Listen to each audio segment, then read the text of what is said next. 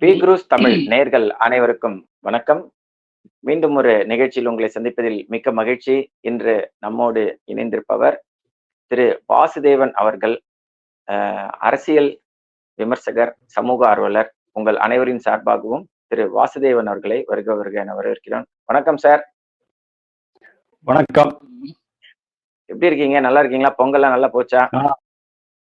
First கிளாஸா இருக்கு. கொஞ்சம் பிஸியா தான் இருக்கேன். நிறைய விஷயங்கள் உங்களோட பேசுறதுக்கு இருக்கு சார். முதல் விஷயமா நம்ம இப்ப பொங்கல் முடிஞ்ச உடனே இந்த ஜல்லிக்கட்டு நடந்தது இல்லையா? மதுரையில் நடந்த அலங்காநல்லூர் ஜல்லிக்கட்டுல நம்ம துணை முதல்வர் திரு மு.க. ஸ்டாலின் அவருடைய மகனுக்கு அதிக முக்கியத்துவம் கொடுக்கப்பட்டதா ஒரு சர்ச்சை இருக்குது. அத பத்திய உங்க கருத்துக்கள் கொஞ்சம் பதிவு பண்ணுங்க. ஆமா, அந்த வீடியோ தான் நிறைய இருக்கு. இப்போ மார்க்கெட்ல ஏகப்பட்ட வீடியோ, நிறைய பேர் நிறைய கருத்துக்கள் சொல்றாங்க. ஆனா இன்னைக்கு இப்போ வரைக்கும் அதை டிஃபெண்ட் பண்ணி யாரும் பேசின மாதிரி தெரியல. டிஸ்ட்ரிக்ட் கலெக்டர் மதுரை அவருக்கு விளக்கம் கொடுத்தாங்க நேற்று ராத்திரி. அந்த விளக்கம் கூட சில பேருக்கு ஏற்புடையதாக இல்லை அப்படின்னு தான் நான் பார்க்குறேன். ஏன்னா அந்த விளக்கம் கொடுத்ததற்கும் நாம அந்த வீடியோவில் பார்த்ததுக்கும் டிஃபரன்சஸ் இருக்கு, வேறுபாடுகள் இருக்கின்றன. அதாவது இவங்க விளக்கம் கொடுத்த மாதிரி அங்க நடக்கலை அப்படிங்கிறதான் நிறைய பேர் பதிவு பண்ணியிருக்கிறாங்க. நேர்ல பார்த்தவங்க கூட இது மாதிரிதான் சொல்லிருக்காங்க. ஆனா ஒரு ஆட்சியாளர் அந்த மாதிரி பேசுறதுங்கிறது அவங்களுடைய பெருந்தன்மை அப்படிதான் நம்ம எடுத்துக்கணுமே தவிர வேற ஒன்றும் இல்லை. மோரோவர் அவங்க இந்த ஆட்சி இருக்கோ இல்லையோ அவங்க கண்டிப்பா தொடர்ச்சியா ஒரு அதிகாரியாக இருப்பாங்க ரிட்டையர்மெண்ட் வரைக்கும். அப்படிங்கும்போது அவங்க இந்த இது ஒரு அரசியல் கான்ட்ரவர்சி ஆயிடக்கூடாதுங்கிறதுனால அது பட்டுக்காம இருக்கிறதுக்காக அவங்களுடைய விளக்கம் கொடுத்துருக்காங்க. அந்த விளக்கத்தை நம்ம ஏத்துக்கிட்டாலும் கூட இதோட பெரிய பிக்சர் என்ன அப்படின்னா, அந்த உதயநிதி பக்கத்துல அவருடைய மகன், அது பக்கத்துல அமைச்சர் மூர்த்தி, இவங்கெல்லாம் சேர்ந்து பண்ணின சில விஷயங்கள் தான் மிகப்பெரிய விஷயமா மாறி இருக்கு. அதுக்கு பின்னால என்ன செய்திகள் ஏதாவது இருக்கா தொண்டர்களுக்கோ தலைவர்களுக்கோ?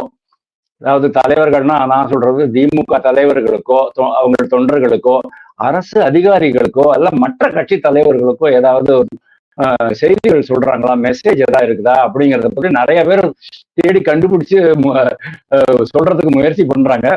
நம்மளும் அதை கொஞ்சம் முயற்சி பண்ணலாம் அப்படின்னு தோணுது நீங்க கேட்ட பிறகு.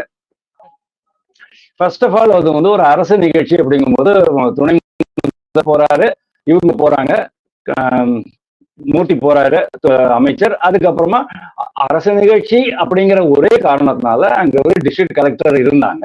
இன்னும் வேற யாராவது அதிகாரிகள் கூட அங்க இருந்திருப்பாங்க. சமீபத்துல நீங்க பார்த்திருக்கலாம், கர்நாடகால ஒரு அரசு நிகழ்ச்சியில ஒரு மதகுரு உட்கார்ந்துருக்கிறார். அவரு பக்கத்துல டிஸ்ட்ரிக்ட் கமிஷனர் உட்கார்ந்துருப்பாரு. அப்போ சித்தராமையா எழுந்திருந்து பேசும்போது, முதல்வர் எழுந்திருந்து பேசும்போது அவருக்கு தெரிய வருது மாதிரி ஒருத்தர் உட்கார்ந்துருக்காரு, யாரு நீ அப்படின்னு கேட்கிறாரு. அவருக்கு டிசி கூட ஐடென்டிஃபை பண்ண முடியல. அதாவது ஒரு டிஸ்ட்ரிக்ட் கமிஷனர் கூட அவருக்கு அடையாளம் தெரியல. அந்த மாதிரி ஒரு பேத்தட்டிக் கண்டிஷன். அவர் உண்மையிலேயே மொத்தமா சுய நினைவுல 100% சுய நினைவோட இருந்தாராங்கிறது எனக்கு தெரியல. ஏன்னா அவரை பத்தி நிறைய தகவல்கள்லாம் வந்திருக்கு. அதனால அந்த பின்னணியில நான் கேட்க வேண்டியதா இருக்கு, என்னுடைய சந்தேகம் அது. ஸோ அவருக்கு அவரை யார் நீ அப்படின்னு கேட்கிறாரு. நான் தான் டிஸ்ட்ரிக்ட் கமிஷனர் சொன்ன உடனே, ஓ நீ தான் டிசியா, நீ பின்னால போய் உட்காரு அப்படிங்கிறாரு. அதாவது இதுதான் புரோட்டோகால். அதாவது புரோட்டோகால் அப்படின்னு ஒண்ணு இருக்கு, எட்டிக்வேட் அப்படின்னு இன்னொன்னு இருக்கு. புரோட்டோகால் அப்படிங்கிறது என்ன? ஒரு சிஎம்மோட புரோட்டோகால், டெபுட்டி சிஎம்மோட புரோட்டோகால். ஜெயலலிதா பீரியட்ல ஒரு புரோட்டோகால் இருந்தது தெரியுமா உங்களுக்கு? கட்சி புரோட்டோகால் அப்படின்னு ஒண்ணு உண்டு. அதாவது ஜெயலலிதா பொதுக்கூட்டங்கள்ல போகும்போது, அந்த தேர்தல் பிரச்சாரத்துக்காக போகும்போது என்ன பண்ணுவாங்க, 2 மேடைகள் போட்டிருப்பாங்க, மேலையும் கீழியுமா. கீழ்தளம் மேல் தளம் அப்படின்னு இருக்கும். மேல் தளத்துல ஏசி அந்த இதெல்லாம் அந்த ஏர் ப்ளோவர்லாம் ஏர் கூலர்லாம் வச்சிருப்பாங்க. அங்க ஜெயலலிதாவுக்கு மட்டும் ஒரே ஒரு சேர் போட்டிருப்பாங்க. மற்ற அமைச்சர்கள், வேட்பாளர்கள் அவங்களெல்லாம் அதுக்கு கீழே ஒரு தளம் இருக்கும், அந்த தளத்துலதான் உட்காந்து வச்சிருப்பாங்க. அதாவது தனக்கு நிகராக யாரையுமே உட்காத்தி வைக்க கூடாதுங்கிற ஒரு புரோட்டோகாலை ஜெயலலிதா கொண்டு வந்திருந்தாங்க. அது அவங்களுடைய விருப்பம், நம்ம தப்பு சொல்லக்கூடாது. ஆனா அரசு நிகழ்ச்சி அப்படின்னு வரும்போது ஜெயலலிதாவோ ஃபார் தட் மேட்டர் காமராஜோ அவங்களுடைய சொந்தக்காரங்களை கூட்டி கொண்டாந்து வச்சாங்களா அப்படிங்கிறது கேள்வி. சோ இது புரோட்டோகால். டெபுட்டி சிஎம் புரோட்டோகால் வேற, சிஎம் புரோட்டோகால் வேற. இதெல்லாம் யார் அரேஞ்ச் பண்றதுன்னா அந்தந்த அதிகாரிகள், துறை சேர்ந்த அதிகாரிகள், செக்யூரிட்டி ஆபீசர்ஸ் எல்லாம் வந்து அந்த புரோட்டோகாலை பண்ணுவாங்க. இப்போ இதுல ஒரு முதல்வருடைய அல்லது துணை முதல்வருடைய ஒரு அமைச்சருடைய எந்த ஒரு நிகழ்ச்சியாக இருந்தாலும், பொது நிகழ்ச்சியாக இருந்தாலும், அரசு நிகழ்ச்சியாக இருந்தாலும், அவர்களுடைய துணைவிமார்களோ அல்லது நண்பர்களோ அல்லது மற்ற உறவினர்களோ யாராவது வந்து கலந்துக்கிறதுல யாரும் எந்த தப்பு சொல்ல முடியாது சார். ஆனா அவங்களுக்குன்னு ஒரு தனி இடம் கொடுக்கப்பட்டிருக்கும். நீங்க பாருங்க, துணை முதல்வருடைய பதவி பிரமாணத்தின் அன்று அந்த ஹால்ல பதவி பிரமாணம் மேடையில் நடக்கிறது. லக்கிலி நான் சொல்றேன் திருப்பியும், அது வந்து ராஜ்பவன்ல நடந்தது அப்படிங்கிறா, அதுவும் லோக் பவன் அப்படின்னு இப்போ அவர் பேசுறாரு பாருங்க RN ரவி, அதாவது மக்கள் மன்றம் அப்படிங்கிற மாதிரி மாத்தி வைக்கணும்னு நான் ரொம்ப நாளாவே சொல்லிட்டு இருக்காரு. இன்னும் அதை பண்ணல, அது வேற விஷயம். அந்த இடத்துல நடக்கிறதுனால அவங்களுக்கு வந்து ப்ராபபிளி முதல்வருடைய மனைவிக்கு அந்த இடம் கிடைக்கலன்னு நினைக்கிறேன். துணை முதல்வருடைய மனைவிக்கும் இடம் கிடைக்கல.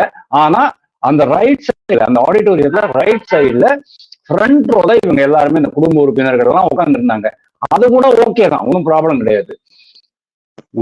உதயநிதியினுடைய மகன் அந்த நிகழ்ச்சிக்கு வராரு, நண்பர்களோடு சேர்ந்து வராரு, அவர் வந்து பார்வையிடறதுக்காக வராரு, அவங்க எல்லாம் பின்னால உட்காந்து வச்சிருந்தா அதுலயும் எந்த பிரச்சனையும் கிடையாது. ஏன்னா இந்த புரோட்டோகால் படி அப்படிதான் உட்காரணும்.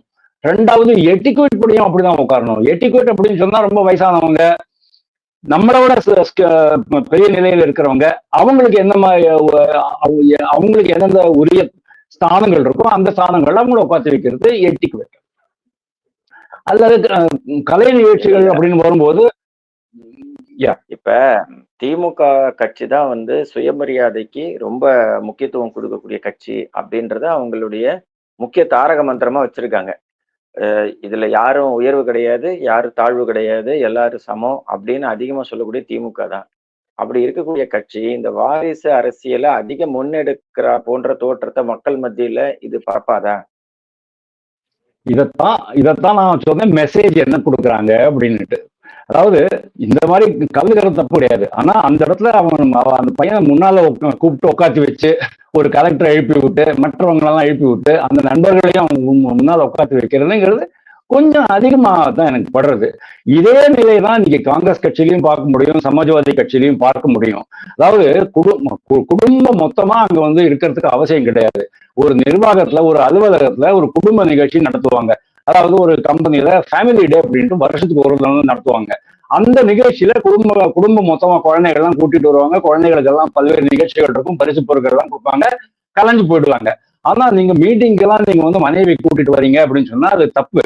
அதே மாதிரி நம்ம முதல்வர் இதுக்கு போனாரு பாத்தீங்களா, முதல்ல துபாய்க்கு போனாங்க, அதுக்கப்புறமா ஜப்பானுக்கு போனாங்க, ஸ்பெயினுக்கு போனாங்க. போன இடத்துலலாம் அவங்க வந்து மிசஸ் கூட்டிட்டு போறாங்க, தட் இஸ் ஆல் ஃபைன். ஆனா அபிஷியல் ஃபங்க்ஷன் அப்படின்னு வரும்போது மனைவி பின்னாலதான் இருக்கணும். அதாவது வேற இடத்துல தான் இருக்கணுமே தவிர அங்க முன்னால நிக்க கூடாது அப்படிங்கிறது ஒரு புரோட்டோகால். அதே மாதிரி வெளிநாடுகள்ல இருந்து இவங்க எல்லாம் வருவாங்க, நிறைய தலைவர்கள்லாம் வரும்போது கூட மனைவிகளோட தான் வருவாங்க. ஆனா அந்த மனைவிகள்லாம் என்ன பண்ணுவாங்க, கலாச்சார நடவடிக்கை இல்லைன்னா சுற்றுலா அப்படிங்கிற மாதிரி வெளில போயிடுவாங்க. டின்னருக்கு மட்டும்தான் அவங்க வந்து ஜாயின் பண்ணிக்குவாங்க. ஸோ இந்த மாதிரி ஒரு புரோட்டோகாலை விட்டுட்டு ஒரு அமைச்சரை எழுந்திருந்து அந்த பையனை முன்னால உட்காத்தி வச்சு அந்த பிஸ்கட் துண்டெல்லாம் விழுந்திருக்குது, அதெல்லாம் இவரே தட்டி எல்லாம் பண்ணினான்னு சொன்னா பாருங்க, டிஎம்கே பொறுத்த வரைக்கும் இதெல்லாம் வந்து அவங்க ஒரு பெரிய விஷயமாவே நினைக்கல.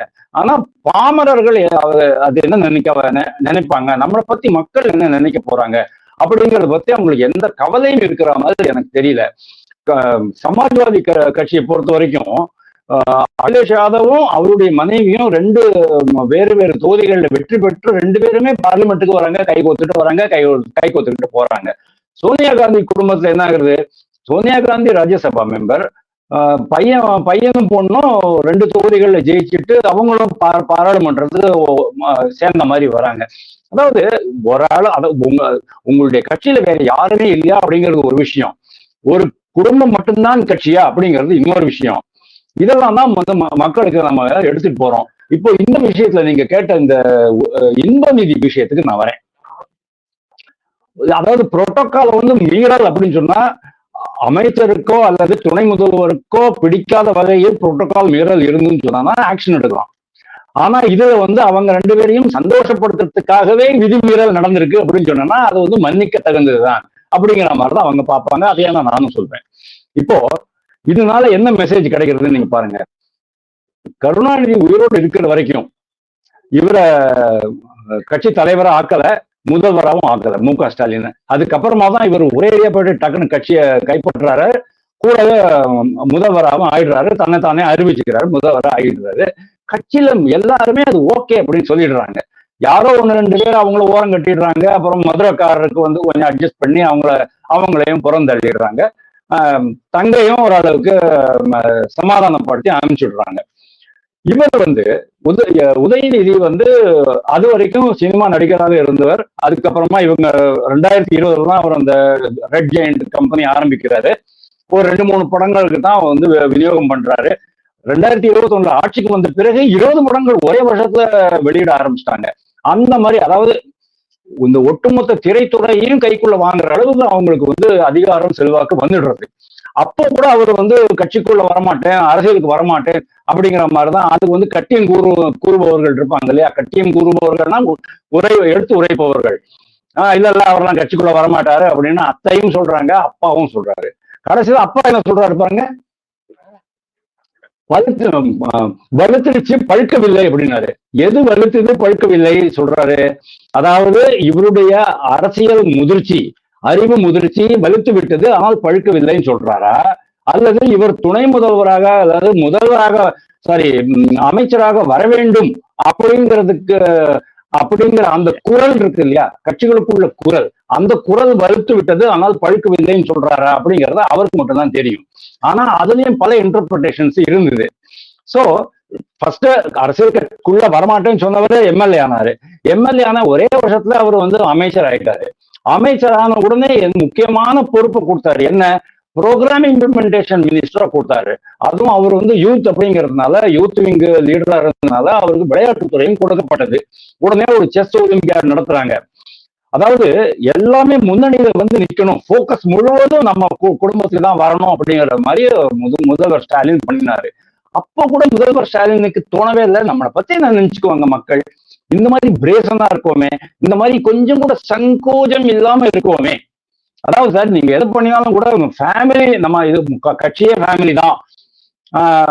இந்த ஃபேமிலி, அதாவது இந்த கட்சிக்குள்ள இந்த கட்சி கட்டுப்பாடுலாம், இந்த குடும்ப கட்டுப்பாட்டுல தான் கட்சி இருக்க போகிறதுங்கிற மாதிரி நீங்க சொல்லும்போது கொஞ்சமாவது சங்கோஜம் வரணும், நாணம் வெட்கம் வரணும். ஆனா அதெல்லாம் ஒண்ணுமே இல்லாம அவர் நடந்துகிட்டாரு. அதுக்கப்புறம் என்னாச்சு, எனக்கு வேற யாரு மேலேயுமே நம்பிக்கை இல்லை அப்படிங்கிறதுனால என்னுடைய மகனையே நான் வந்து துணை முதல்வர் ஆக்கி விட்டேன் அப்படின்ட்டு ஆக்கி விடுவேங்கிற மாதிரி அவர் பண்ணிட்டாரு. அப்போ என்னாச்சு, உங்க கட்சியில வேற யாருமே நம்ம கிட்ட இருந்தவர் யாருமே இல்லையா? சோ இது, அதாவது அந்த செய்திக்கு தான் வந்துகிட்டு இருக்கேன். I just travelling towards that now. அடுத்தது என்ன தெரியுமோ, இன்ப நீதியை காமிச்சிட்டீங்க. உதயநிதி கட்சிக்குள்ள வரும்போது அவருடைய நண்பர்கள் எல்லாம் வந்து பல்வேறு துறைகள்ல இருந்தாங்க. ஆனா அவர் தனியா தான் கட்சிக்குள்ள வந்தாரு. அவர் மேபி 1-2 பேர் வந்திருக்கலாம். ஆனா அவருக்கு மிகவும் நெருக்கமாக காட்டப்படுபவர் அன்பில் மகேஷ் பொய்யாமொழி மட்டும்தான். வேற நம்ம பாக்கி எல்லாரும் வந்து அவ்வளவு க்ளோஸ் கிடையாது. ஆனா இப்ப உதயநிதி உள்ள வரும்போது என்ன ஆகுறதுன்னு கேட்டா, உதயநிதி கூட ஒரு 20 நண்பர்கள் இருக்கிறாங்க. இன்பநிதி கூட ஒரு 20 நண்பர்கள் இருக்கிறாங்க. ஆமா, அவங்கெல்லாம் நாளைக்கு வந்து கட்சிக்குள்ள வந்து அவங்க எம்எல்ஏ ஆகி என்னுடைய பேரனுக்கு அவர்கள் சப்போர்ட், ஆதரவு கொடுப்பார்கள் அப்படிங்கிற ஒரு கால்குலேஷன். அதாவது எங்களுடைய குடும்பம் தான் ஆட்சி அமைக்கும், எங்களுடைய குடும்பம் தான் இந்த கட்சியை வழி நடத்தும். உதயநிதிக்கு பிறகு இன்பநிதியினுடைய நண்பர்கள் தான் இருப்பாங்க அந்த கட்சியில அப்படின்னு சொல்றாங்க. அப்படின்னா என்ன அர்த்தம்? வயசானவங்க, என்ன மாதிரி வயசானவங்க எல்லாம் காணாம போயிடணும், அதுக்கு மேலேயே நீங்க வந்து உங்க கட்சிக்குள்ள உட்கார்ந்துக்கிறதுக்கு அவசியம் கிடையாது. அதுக்கு மீறியும், அதையும் மீறி நீங்க கட்சியில இருக்கிறீங்க, செல்வாக்கு அதிகாரம் என்று ரொம்ப ஆசைப்பட்டுட்டீங்கன்னு சொன்னா திருப்பி நான் ரஜினிகாந்தை கூப்பிட்டு உங்களோட மட்டம் தட்டுவேன். இதுதான் செய்தி. அதாவது அடுத்த தலைமுறை என்ன அப்படிங்கிறத இந்த நிகழ்ச்சி நமக்கு மிக தெளிவாக காட்டிவிட்டது. இல்ல, இப்ப இன்னொரு செய்தி இதுல தெரியறது, அது நீங்களே சொல்லுங்க. இப்ப இன்ப நிதி அவரை அதிகமா போக்கஸ் பண்றதுனால உதயநிதி அவரை பத்தி பேசுறது கொஞ்சம் குறைஞ்சு போச்சு இல்ல?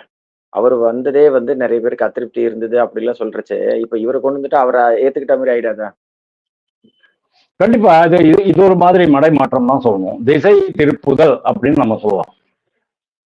அதாவது எப்படி இருந்தாலும் ஆக்சுவலா ஒரே ஒரு விஷயத்துல தான் இதுல இருக்குது. அவர் வந்து எலெக்ஷன் நின்னு ஜெயிச்சு மக்கள் ஆதரவு பெற்று தான் வந்திருக்காரு. உதயநிதியை பொறுத்த வரைக்கும். பட் ஆனா அவர் அது திடீர்னு கரெக்ட். அதுல யாரும் எதுவும் சொல்லல. டக்குன்னு மந்திரி பதவி குடுக்கறச்சே தான் இதுல வந்து எல்லாருக்கும் டவுட் வருது. ஏன்னா மூத்த அ நம்ம அரசியல்ல மூத்த ரொம்ப நாள் ஒரு 40, 50 வருஷம் ஜேர்னி பண்ணவங்களுக்கு குடுக்காத ஒரு முக்கியமான இத வந்து நம்ம குடுக்குறாங்க அப்படின்னும்போது தான் மக்கள் மத்தியில ஒரு டவுட் வருது. பட் அத இப்ப இது இன்ப நிதி வரும்போது அது ஒண்ணுமே தெரியாத மாரி ஆயிடுச்சே இப்ப. மக்கள் மக்கள் மத்தியில ஒரு டவுட் வருது. அது மட்டும் இல்ல, கட்சிக்குள்ளேயே பயங்கரமான எதிர்ப்புகள்லாம் இருக்கு. எதிர்ப்பு குரல்கள் வெளியில வரல, அவ்வளவுதான். விரக்தி இருக்கு, வெறுப்பு இருக்கு, என்னடா இந்த மாதிரி இருக்கு அப்படின்ட்டு. ஆனா இந்த கட்சியை பொறுத்த வரைக்கும் ஒரு நல்ல விஷயம் என்ன அப்படின்னா, அவங்க வந்து 10, 12 இடங்கள்ல குறுநில மன்னர்களை வச்சிருக்கிறாங்க. ஒரு டிஸ்ட்ரிக்ட்லயும் அங்க இருக்கிற எம்பி அல்லது எம்எல்ஏ. இல்லைன்னா வேலூர் பாருங்களேன், வேலூர்ல வந்து 50, காட்பாடி வேலூர்ல வந்து 50 வருஷமா ஒருத்தர் வந்து எம்எல்ஏவா இருக்காரு. அப்போ அந்த ஊர்ல மற்ற எவ்வளவு ஆசைப்படும் இளைஞர்களுக்கு அந்த எம்எல்ஏ பதவி கிடைக்கவில்லை, போட்டியிடுவதற்கான வாய்ப்புகள் மறுக்கப்பட்டன அப்படிங்கறது நீங்க பாருங்க. அதே மாதிரிதான் எல்லா இடத்தையும் இருக்கும். ஆனா என்ன தெரியுமா, ஒரு ஒரு அண்டர்டன் அண்டர்ஸ்டாண்டிங் அப்படிம்பாங்க, எழுதப்படாத ஒப்பந்தம் என்ன அப்படின்னா, எங்களை பத்தி நீங்க வந்து குறை சொல்லாதீங்க, குற்றம் சாட்டாதீங்க. உங்களுடைய அதிகாரத்துக்குள்ள அதிகார வட்டத்துக்குள்ள, அந்த குறுநில வட்டத்துக்குள்ள நாங்க ஒன்னும் வரமாட்டோம். உங்களுடைய விருப்பப்படி நீங்க பண்ணிக்கலாம். கான்ட்ராக்டர் நியமனம் பண்ணிக்கலாம், வளர்ச்சி திட்டங்கள் பண்ணிக்கலாம், மக்கள் நல திட்டங்கள் என்னெல்லாம் முறைகேடுகள் பண்ணணுமோ, மோசடிகள் பண்ணணுமோ பண்ணிக்கலாம். உங்களுடைய பையன், உங்களுடைய மாமா, உங்களுடைய மச்சினன், உங்களுடைய மனைவியின் தங்கை எல்லாருமே கூட நீங்க வந்து அங்க நிர்வாக பொறுப்புகளை வச்சுக்கலாம், நாங்க தலையிட மாட்டோம் அப்படிங்கிற ஒரு எழுதப்படாத ஒப்பந்தத்திற்கு இந்த குடும்பம், முதல் குடும்பமும் மற்ற குறுநில மன்னர்களுடைய குடும்பங்களும் ஒத்துக்கொண்டுள்ளன அப்படிங்கிற மாதிரி தான் நம்ம இதை பார்க்க முடியும். அதே சமயம் இதுல இன்னொரு செய்தி என்ன அப்படின்னா, வருங்கால தலைவர்களுக்கு மட்டும் இல்ல, இப்போ இருக்கிற தலைவர்களுக்கும் தொண்டர்களுக்கும் கூட இதுதான் நம்மளுடைய கட்சியினுடைய அமைப்பாக, நம்ம கட்சியினுடைய அமைப்பாக இருக்க போகிறது அப்படிங்கிறது ஒரு செய்தி. இதை தவிர அதிகாரிகளுக்கும் இப்பொழுது சர்வீஸ்ல இருக்கிற அதிகாரிகளுக்கும் இப்படிதான் இருக்க போகிறது அப்படிங்கிற ஒரு செய்தி சொல்றாங்க. இப்போ இந்த அதிகாரிகள் நம்மளுக்கு வந்து மனசுக்கு என்ன கஷ்டமா இருக்கு அப்படின்னு சொன்னா, மூர்த்தியை விட்டுருங்க சார். மூர்த்தி வந்து நீங்க சொன்னீங்களே பகுத்தறிவுன்னு ஏதோ ஒரு வார்த்தை யூஸ் பண்ணீங்க. பகுத்தறிவு நம்ம எல்லாம் பேசலாம் சார், டிஎம்கே காரன் பேசவே கூடாது பகுத்தறிவு பத்தி. ஏன்னா அவங்களுக்கு பகுத்தறிவு, சுயமரியாதை அப்படின்னு ஏதாச்சும் இருந்துச்சு சொன்னா இந்த மாதிரி யாருமே பண்ண மாட்டாங்க.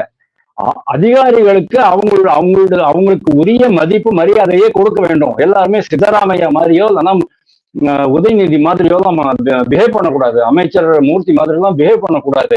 அமைச்சர் மூர்த்தி என்ன சொன்னாலும் சொல்லுங்க, கொஞ்ச நாள் முன்னால ஏதோ ஒரு ப்ரோக்ராம்ல ஆண்ட பரம்பரை நாம் அப்படின்னு சொன்னாரு. நாம் ஆண்ட பரம்பரை அப்படின்னா என்ன அர்த்தம்? நீங்க ஆளப்படும் பரம்பரைன்னு அர்த்தம். உங்களுக்கு எங்களை கேள்வி கேட்கறதுக்கு அதிகாரம் கிடையாது சார், நீங்க தேவையில்லாம கேள்விகள் கேட்காதீங்க அப்படின்னு அர்த்தம். அதாவது ஆண்ட பரம்பரைன்னு அவர் என்ன மீனிங்ல அதை சொல்றாரு அப்படின்னு தெரியல. அதாவது நாங்க வந்து சுதந்திர போராட்ட காலத்துல நாடார் சமூகம் வந்து நிறைய போர்ல கலந்துட்டு இருக்காங்க. 5000, 6000 பேர்கள் உயிரை இழந்திருக்கிறாங்க. அப்படிதான் அவங்க வந்து சுதந்திரம் கிடைச்சது. இந்த வரலாறு மறைக்கப்பட்டிருக்கிறது அப்படிங்கிற அர்த்தத்துல அவர் சொல்லியிருக்காரு சொன்னா நான் அதை வரவேற்கிறேன். ஏன்னா அதுக்கப்புறமா நான் ரிசர்ச் பண்ணி பார்க்கும்போதுதான் தெரிஞ்சது, வன்னியர்களும் போராட்டத்தில் ஈடுபட்டிருக்காங்க, தேவர்களும் போராட்டத்தில் ஈடுபட்டிருக்காங்க, நாடார்களும் ஈடுபட்டிருக்காங்க, எல்லாருமே ஈடுபட்டிருக்கிறாங்க. இல்ல அப்ப ஜாதின்றதே பெருசா எடுக்கல, தேசபக்தி தான் பிரதானமா. எக்ஸாக்ட்லி. அப்போ ஆமா அந்த மாதிரி இருந்தது. ஆனா இப்போ அப்படி இல்லை. இப்போ அது மொத்தமாவே தலைகீழா இன்னைக்கு தமிழ்நாடுல இது பட்டியலின மக்கள், தலித் மக்களுக்கு எதிராக ஏகப்பட்ட வன்கொடுமைகள். அதாவது இது டிஎம்கே 2023 ஆட்சிக்கு வந்த பிறகு, மே மாசம் ஆட்சிக்கு வந்த பிறகு கிட்டத்தட்ட 58% அதிகமாயிருக்குன்னு சொல்லிட்டு என்சிஆர்பி ரிப்போர்ட் தான் சொல்றது. சோ இப்போ இருக்கிற அதிகாரிகளை நம்ம எப்படி நடத்துறோம் அப்படிங்கிறத நம்ம காமராஜர்கிட்ட இருந்து கத்துக்கலாம். காமராஜர் ஆட்சி செய்யும் போது ஒரு சின்ன ஹிஸ்டாரிக்கல் எக்ஸாம்பிள் தந்துட்டு நான் முடிச்சுக்கிறேன். நெல்லையில ஒரு தியேட்டர் ஓபன் பண்றதுக்கு, தியேட்டர் கட்டுறதுக்கு அனுமதி கேட்டிருக்காங்க காங்கிரஸ்காரர்கள். அந்த கலெக்டர் கொடுக்கல. அந்த கலெக்டர் வந்து அந்த மக்கள் வந்து காங்கிரஸ் தலைவர்கள்லாம் வந்து காமராஜர்கிட்ட முறையிடுறாங்க. அப்போ காமராஜர் சொல்றாரு நான் பாத்துக்கிறேன் அப்படின்ட்டு. அப்புறமா அவர் ஃபைல் எல்லாம் வாங்கி பார்க்கும்போது தெரியறது அந்த கலெக்டர் வந்து கரெக்டா ரூல் பிரகாரம் தான் நடந்துட்டு இருக்காரு அப்படின்ட்டு. அவர் நெல்லைக்கு அடுத்த முறை போகும்போது அந்த கலெக்டருடைய வீட்டுக்கு போய் அவரை சந்திச்சு, நீ கவலைப்படாத, நீ கரெக்டா தான் பண்ணியிருக்க, ரூல் படிதான் நீ பண்ணியிருக்க, அதனால நான் வந்து உண்மையில எந்த ஆக்ஷன் எடுக்க போறதில்ல அப்படின்னாரு. வெளியில வந்த பிறகு கட்சிக்காரர்கள் காமராஜரை கேட்கும் போது அவன் கரெக்டா தான் பண்றான், உங்களோட வேலையை பார்த்துக்கிட்டு அப்படின்னு அவர் சொன்னாரு. இதுதான் காமராஜ்.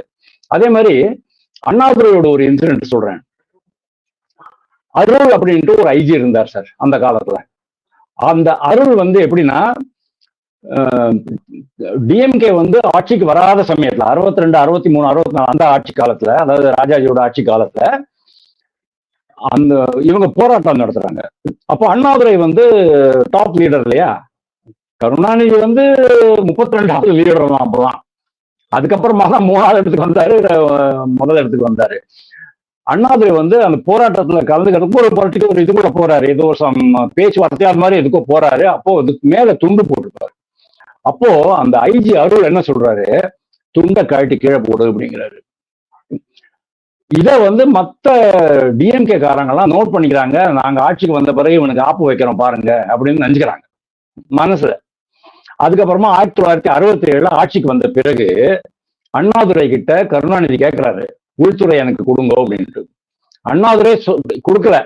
அவர் சொன்ன காரணம் என்ன தெரியுமா, ஐஜி அருள் மாதிரி நேர்மையான அதிகாரிகளை பார்க்கறதே கஷ்டம், அவன் நம்ம துண்டை கீழே போட்டு சொன்னான் அப்படிங்கிறதுனால நீங்க அவன் மேல பழி வாங்கிடுவீங்க, அதனால உள்துறை நான் தான் வச்சுக்குவேன் அப்படிங்கிற மாதிரி சொன்னாரு. இல்லைன்னா வேற யாருக்கோ கொடுத்தாரு. இது ஒரு 2 இன்சிடென்ட் எனக்கு ஞாபகம் வந்தது.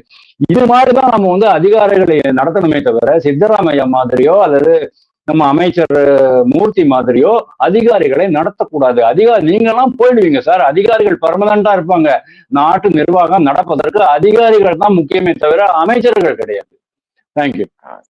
இதுல இவங்கதான் வந்து சுயமரியாதையை பத்தியும் ரொம்ப அதிகமா சொல்றது, ஜாதி ஒழிப்பு நாங்க வந்த பிறந்தான் அப்படின்றதும் சொல்றாங்க. இந்த நிலையில ஜல்லிக்கட்டு அந்த நடந்த இடத்துல ஜாதி சம்பந்தமான பிரச்சனை இருக்கிறதால சில குற்றச்சாட்டுகள்லாம் வருது. அதை பத்தி ஏதாவது தகவல் உண்டாங்க சார்? ஆமா, நிறைய தகவல் இருக்கு. நிறைய வீடியோ வந்தாச்சு. நிறைய பேர் வந்து புலம்பி தீர்த்துட்டாங்க. பெண்கள் கூட புலம்பி இருக்கிறாங்க. ஏன்னா அவங்க எல்லாம் எவ்வளவு ஒரு எதிர்பார்ப்பு கூட வந்திருப்பாங்க தெரியுமா. நம்ம காலையை நம்ம டோக்கன் கொடுத்துருவாங்க, நம்ம காலை உள்ள போயிடும் அப்படிங்கிற மாதிரிலாம் இருக்கும். அதே மாதிரி அந்த நம்பரிங் சிஸ்டம்ல வேற ஏதோ ஒரு மோசடி நடந்திருக்கு அப்படின்னு கேள்விப்பட்டேன். ஓவராலா இந்த ட்ரிப்பு, இந்த ஜல்லிக்கட்டினுடைய ஜல்லிக்கட்டு விஷயத்துல நான் புரிஞ்சின்றது என்ன அப்படின்னா, அது வந்து சமதளம் அமைக்கப்படவில்லை.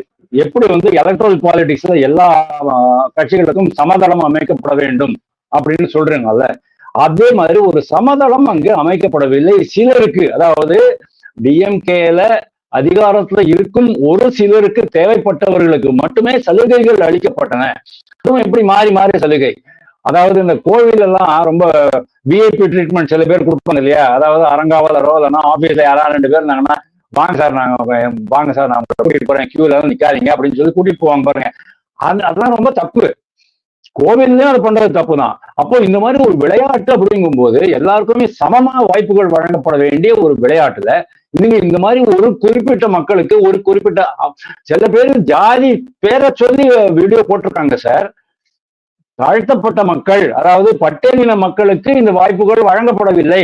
எங்களுடைய மாடுகளை உள்ள கொண்டு வரவே இல்லை. ஃபர்ஸ்ட் ஆஃப் ஆல் லிஸ்டே போடல. பட்டியல் மாடு பேர் வந்தா தானே நீங்க பண்ண முடியும். அந்த அளவுக்கு அவங்க பண்ணியிருக்கிறாங்க அப்படின்ட்டு நிறைய பேர் வருத்தப்பட்டு வேதனையை வெளிப்படுத்திட்டு இருந்தாங்க. பட் அன்பார்ச்சுனேட்லி என்ன ஆயிடுச்சு அப்படின்னா, நீங்க சொன்ன மாதிரி ஜாதியை கட்டுப்படுத்துது, எந்த ஜாதியை அவங்க கட்டுப்படுத்துது சார், அவங்களுடைய மனசுல இருக்கிறது தான் அது.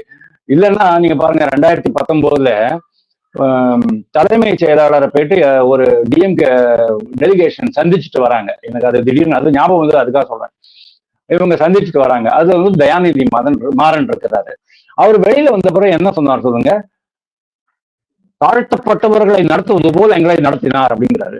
அப்படின்னா என்ன அர்த்தம் சார்? தாழ்த்தப்பட்டவர்கள் சொல்றதே தப்பு. அதுக்குதான் அவங்க கொஞ்சம் டீசெண்டா பின்தங்கியவர்கள், பட்டியல் மக்கள் அப்படின்னு, சமூகத்தில் அந்தஸ்து இழந்தவர்கள் அப்படிங்கிற மாதிரி கொஞ்சம் ஒளிவு மறைவா சொல்றோம். பட்டியலின மக்கள் தலித்துகள் அப்படின்னு நம்ம சொல்றோம். அப்படின்னா தலித்துகள் வந்து ஐ மீன் இது மாதிரி நன்றாக நடத்தப்பட வேண்டியவர்கள் இல்லையா? அது வந்து மைண்ட்ல இருக்கு. இந்த டிஎம்கேனுடைய டிஎன்ஏலயே இல்லைன்னா அப்போ திருமாவளவன் எரிசா நீங்க பிளாஸ்டிக் சேர் கொடுத்தீங்க சொல்லுங்க சார்.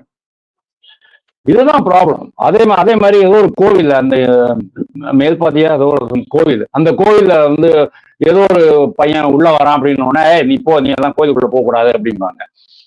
ஒரு அமைச்சர் சொன்னதான் நான் சொல்றேன். இது மாதிரி பல்வேறு சம்பவங்கள் நடந்திருக்கு. அதனால இவங்க வந்து ஜாதி ஒழிச்சுட்டேன் அப்படிங்கறதுலாம் ரொம்ப தப்பு. அந்த ஜாதி கண்ணோட்டத்து கூட தான் அதை பாக்குறாங்க. அது மட்டும் இல்லாம அந்த ஆண்ட பரம்பரை, ஆளப்படுபவர்கள், ஆள்பவர்கள், இன்னைக்கு நாங்க ஆள்பவர்கள், நீங்க எங்களை கேள்வி கேட்க கூடாது அப்படிங்கிற அந்த அதிகார மமதை அவங்களுடைய மனசுல ரொம்ப ஆழமா வேறு ஒன்றி இருக்கு அப்படிங்கறத அவங்க பாக்குறோம். ஜல்லிக்கட்டு இல்ல இப்ப அவங்க 2-3 இடத்துல தொடர்ந்து இப்ப வந்து சுயமரியாதைன்னு சொல்லிட்டு குடும்ப ஆட்சி கொண்டு வராங்க. ஜாதி பாகுபாடு இல்லைன்ட்டு அதுலயும் சரிவர பண்ணல. முக்கியத்துவமும் உழைத்தவர்களுக்கு கொடுக்கல. இதே மாதிரி நிலைமை இருந்தா 2026ல அவங்களுடைய நிலை எந்த மாதிரி இருக்கும் கட்சியினுடையது அடுத்த எலெக்ஷன்ல? நான் அவ்வளவு தூரம் யோசிக்கவே இல்லை. அதுக்கு முன்னாலே பல்வேறு மாறுதல்கள் ஏற்படும். அதனுடைய தாக்கம் 2026ல பயங்கரமா இருக்கும் அப்படின்னு இதுக்கு முன்னாலே நான் வந்து பதிவு பண்ணிருக்கேன் பல்வேறு சேனல்கள்ல. அடுத்த எலெக்ஷன் 2026 எலெக்ஷன் 1991 எலெக்ஷன்ல 2 சீட்ல ஜெயிச்சாங்க டிஎம்கே காரங்க. ராயபுரம் சீட்ல கருணாநிதி தப்பி தவறி ஜெயிச்சாரு. 600 வாக்குகளோ 700 வாக்குகளோ வித்தியாசத்துல ஜெயிச்சாரு. இன்னொருத்தர் இங்கதான் மெட்ராஸ் ஸ்கூல்லேயே ஒரு இளம் எழுதிங்கிற பேரு, அவர் ஜெயிச்சாரு. விருகம்பாக்கம் இங்க ஒரு ஜெயிச்சாரு அவரு.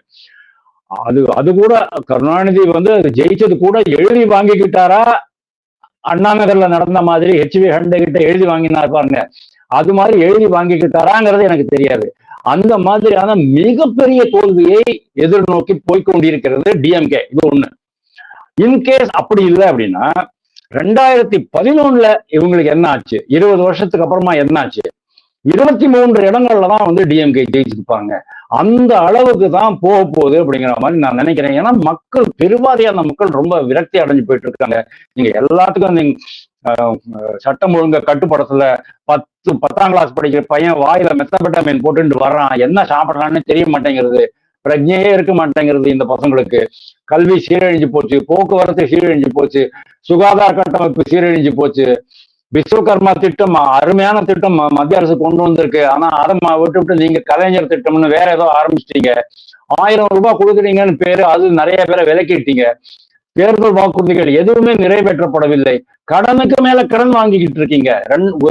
நாட்டிலேயே 2வது மிகப்பெரிய கடன் வாங்கும் மாநிலமாக நம்ம மாநிலத்தை மாத்தி வச்சிருக்கீங்க.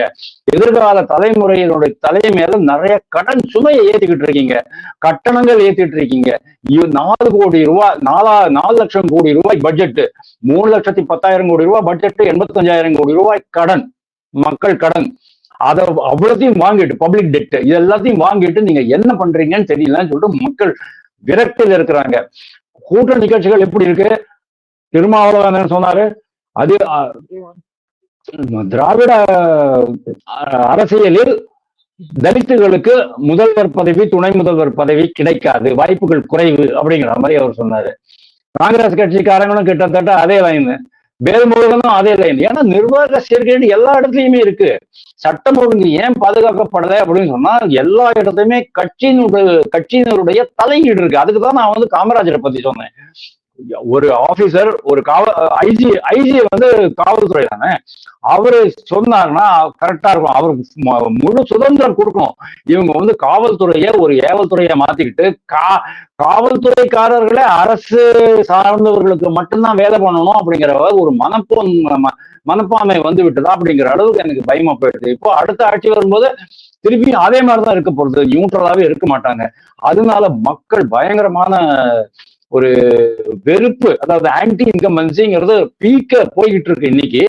அதனால தானோ என்னமோ தெரியல, இதுக்கு மேலேயும் நம்ம வந்து ஜாஸ்தி பிரச்சனைகளை வளர்த்துக்க வேண்டாம் அப்படிங்கறதுனால ப்ராபப்ளி இன்னைக்கு நடிகர் விஜய்க்கு பரந்தூர் போகிறதுக்கு அனுமதிக்கு வழங்கப்பட்டிருக்கிறது அப்படின்னு நான் பாக்குறேன்.